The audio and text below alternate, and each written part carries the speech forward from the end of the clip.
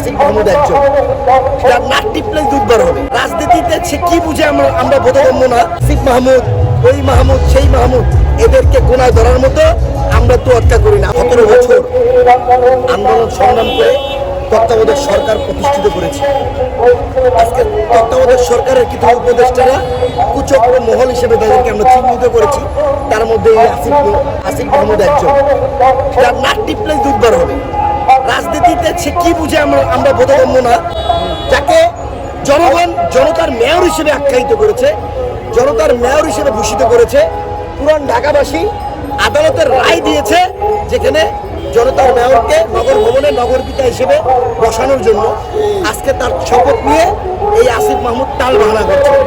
যার নাক টিপলে এখনো দুধ পার হবে। দীর্ঘ 17 বছর আমরা রাজপথে গুম হয়েছি, খুন হয়েছি, আন্দোলন সংগ্রাম করে স্বৈরাচারের শেখ হাসিনাকে বাংলার মাটি থেকে উচ্ছেদ করেছি। আজকে এরকম এই আসিফ মাহমুদ, ওই মাহমুদ, সেই মাহমুদ, এদেরকে গোনায় ধরার মতো আমরা তো অটকা করি না। আমরা পুরান ঢাকাবাসী আমরা অবিলম্বে নগর পিতাকে নগর ভবনে দেখতে চাই।